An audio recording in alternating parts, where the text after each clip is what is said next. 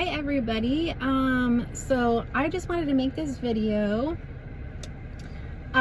just because somebody asked me for dating advice the other day, and I got a phone call from a friend, and I figured, usually when someone has like a thought or idea or question, you know there's other people with the same kind of thoughts, ideas, and questions too. So I figured, hey, let me just make this video just to kind of shed some light on what I know, just based on my dating experience, based on my observations of seeing people date like around me, just like a collective experience of just collecting data and information just with my senses, and then also anecdotal information, what people share with me and tell me about their dating experience and all of that. So the question she had was, she's attracted to black men, she's black, she wants a black dude, right? She wants to manifest a husband, so you got to start somewhere. So she's like, kind of doing her thing, her meditation, her breath work to kind of gear up for that, put that energy out there in the universe, so she can attract her man.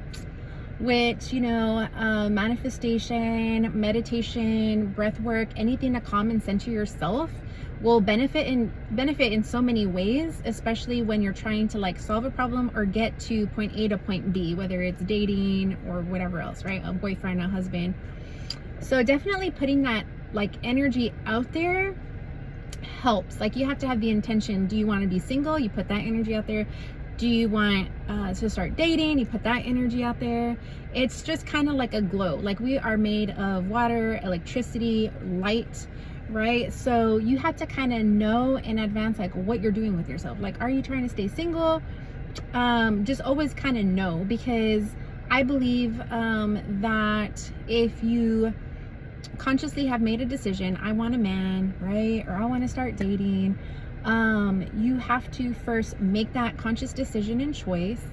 And once you do that, kind of things start to flow, right? Maybe guys start coming up to you, asking for your name, your number, or vice versa. There's nothing wrong with a woman going up to a guy, you notice, he's single, doesn't wear a ring, or, at least isn't wearing a ring, and starting a convo with him, just super short small talk, whether you're at the gas station, a local store, wherever, right? School, work, wherever it's at, and you just start a friendly short conversation followed by, are you single, right? Always kind of, you don't want to wait until you're like talking to this person for like 30 minutes and then be like, are you single? Because you kind of just wasted your time. So I would say, when you start a conversation, let's say you go up to the guy, or he comes up to you, and you're all chatting, and you can kind of sense like there's a little bit of like interest there. I would say talk for no more than like 2 minutes, and just get to the point. Like, are you single, right? Right then and there, he's either gonna say yes, and then cool, keep chatting, right? Maybe exchange phone numbers. Ask him, do you want my number, or can I have your number? If he says no, right, like, I'm in a relationship, okay, cool, well, it's nice talking to you, or kind of just wrap things up. But you don't want to be wasting your time out here, with men who like obviously are taken or in a relationship. Now, what I will say is, you're gonna find that there are men that are in a relationship or are married, but they're still going to be interested in you. So you kind of have to make that choice. I don't know, I'm not about that life per se, like, that's not but I don't judge people. Like, I believe the universe has something in store for everybody. You kind of have to decide your moral value compass on that. If he says, yes, I'm in a relationship, but I still want to hook up, or I still want to talk to you, or I want to still get to know you, then you kind of have to decide, for yourself, like, as an adult, what you want to do about that. Me personally, I would stay away from that, just because drama, chaos, you don't want all that kind of energy coming your way, right? But then again, hey, make your own choice and decision on how you want to go about all that. So her question is, it was kind of interesting because she knows what she wants. She wants a black man. She's black. And I'm like, okay, well, you know, you right now, this time in era, guys are kind of burnt out. I'm not going to say every man is burnt out, every single man, but it appears, I would say in the last probably, like 8, I don't know, I'm going to say like 8 years, it's going to be very hard for you to just wait, right? Stand around and wait, sit around and wait for a man to come up to you. Like, you might have to be the one to kind of like push that envelope. What I've noticed is guys will talk to you, right? They'll make small talk, they'll chat with you, but they may feel like they don't want to ask for your phone number for the simple fact of rejection. People have been rejected for different reasons. It's not just that they're just not attracted to you. They will reject you because they're in a relationship, they're busy, they're about their money, you know, about their bag only. They kind of are focusing on themselves, God, spirituality. They have different reasons why they're burnt out on women, as in they've been burnt too many times, used. There's different reasons. They got kids, they just got a divorce, they need to prioritize children, and time management sucks, you know. So it's, you know, at this point, it's kind of, you, just because a guy talks to you doesn't mean, you know, is gonna ask for your phone number, right? Like, you might have to be the one to be like, hey, are you single? And hey, can I have your phone number? Or do you want my number? But waiting around for them to be assertive and get to the point kind of is challenging for some men, because, you know, keep in mind, women have turned them down, right? And, you know, they'll say things like, I have a boyfriend, I'm married, I got a man, I got a dude, you know, I'm not interested, no, I'm good. And after a while, that kind of does something to the ego and the self-esteem, right? It kind of starts to kind of cause some friction where they kind of go into like a give up, passive mode. And there's nothing wrong with that, you know. That's natural, right? They're protecting themselves, they're protecting their ego, protecting, you know, their energy, and it's just not the right time and place for them at that moment. So yeah, so I just pretty much told her all that. You need to take a chance, you need to take risks, and just like guys do it, you need to do it too. So yeah, I just kind of want to break that stereotype. Like, you can't just always wait for a man to request a phone number or, you know, go up to you. Men tend to be intimidated by a lot of women, either because you look good, you look like you have money, you look like you have a job, you know, whatever it is. You look educated or whatever it is, right? You're pretty, you know, you dress nice, you take care of yourself. So it's just kind of like, I think, you know, how do I say this? I think that it's okay. It's not like it's not like masculine to ask for a phone number. You can do it in a feminine way without being aggressive or without being too bold, right? And just being kind of calm and just be like, hey, like, you know, I kind of like you, you know, so far, you know, you seem like a cool person.